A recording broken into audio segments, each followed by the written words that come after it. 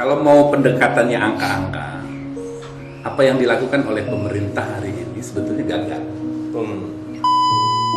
Pasal 37 ya. Memang jalannya berliku-liku.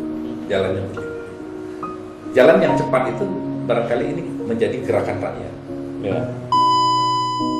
Jadi ada 65 yang harus melakukan isolasi mandiri dan 5 orang meninggal. Padahal desa itu ya bisa dibilang terpencil. Nah,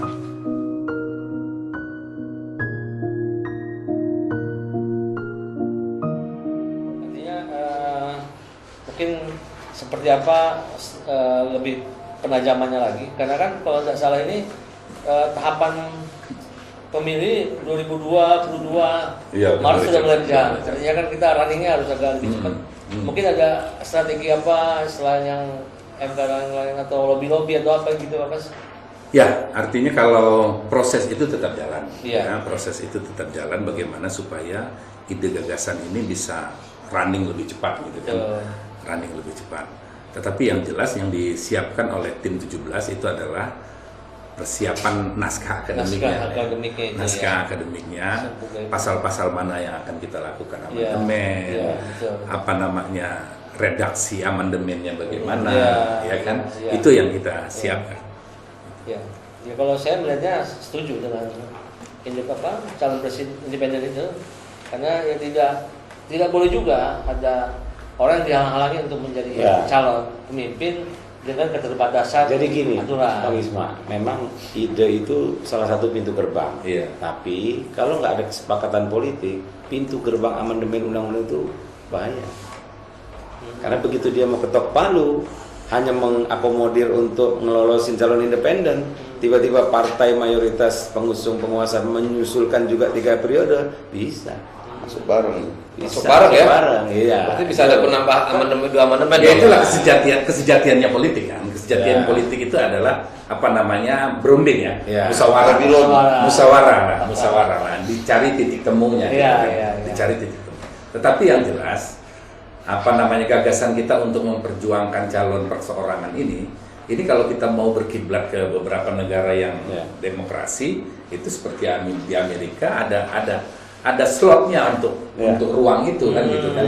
Kita sementara tidak ada. Tidak ada ya. Dan yang jelas ini adalah didukung oleh masyarakat sipil. Ini yang kita optimisnya gitu kan. Apalagi ini kan fragmentasinya akan mendekat pemilu kan. Akan mendekat. Partai-partai juga mau terbuka, selalu terbuka untuk menolak, terlalu terbuka untuk menolak, ini juga agak hitung-hitung juga ya, kalkulasinya agak matang juga mereka. Kehilangan mainan malah kacau. Kan gini, Bang Isma, nonton. presidensial threshold itu kan hanya di undang-undang, nggak ada di undang-undang dasar. Jadi misalnya versi Kak Bas tadi, Komisi 2 merevisi undang-undang Pilpres itu kan masih rawan juga. Begitu ada judicial review di MK, ternyata MK nolak yang penghilangan 20%, masalah lagi. Jadi memang pintu gerbangnya DPD RI amandemen undang-undang dasar. Dan kalau calon perseorangan ini bisa terwujud dalam bentuk undang-undang dasar, ini saya pikir PT itu sudah nggak terlalu pusing lagi kan, gitu. Karena ada saluran lain kan gitu kan. Ada saluran lain gitu kan. Walaupun nanti akan diatur dengan undang-undang. Bagaimana tata cara mengajukan calon perseorangan ini kan akan. Karena kan kalau untuk kebersamaan secara hukum, gubernur, bupati, wali kota dibuka ruangnya yang untuk independen. Kenapa yang presiden? Presiden ya. Kak Bas kan masuk ke dalam tim 17 rumus tadi ya, yang sekarang ini berbentuk naskah akademisnya. Pertanyaan saya, apakah selama ini sudah melibatkan berbagai universitas atau sosialisasi kepada teman-teman yang konsentrasi di pemilu gitu kan? Udah sosialisasi atau seperti apa itu? Belum, gini. Jadi ini tim baru dibentuk menjelang reses.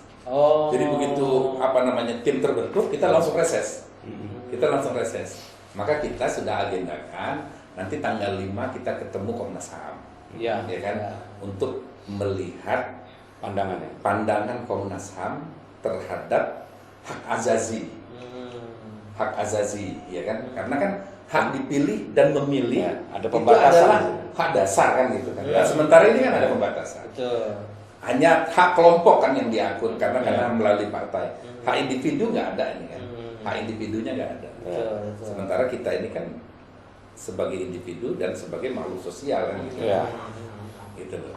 Ya benar Kak Bas. Jadi idealnya kalau DPD kajian akademisnya tentang calon independen itu matang, mungkin bisa kolaborasi dengan partai-partai kecil untuk ngegagas amandemen itu. Karena partai-partai kecil kan yang terganjal dengan format ini. Jadi bahasa Kak Bas tadi bahwa kalau lolosnya capres independen, nggak perlu lagi ada PT.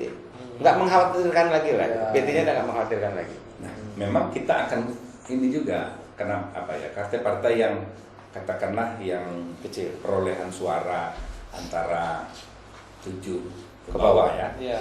7% ke bawah. Ngeri-ngeri sedap lah itu Jadi ya. ngeri sedap lah ini Ya. kan. Nah, kita juga dalam amandemen ini bagaimana akan merumuskan supaya tidak ada tafsiran lebih lanjut dari si pembentuk undang-undang tentang bahwa harus ada sekat parliamentary threshold 20%, presiden threshold 20% itu kan gitu kan. Jadi dia bukan. Karena kalau udah dikunci di undang-undang dasar kan nggak bisa. Ya. Iya kan? Betul. Nah, Ya, artinya dia bukan mengikut ya, dia bisa jadi kapten di depan ya, Iya. untuk mengusung calon presiden. Ya, Jadi memang targetnya mungkin 2022 sudah ada Iya, pembahasan ya. kita Ada target- 2023 kita sudah berusaha sih kalau bisa ya 2024 kita sudah ada calon independen. Ya. yang persorangan.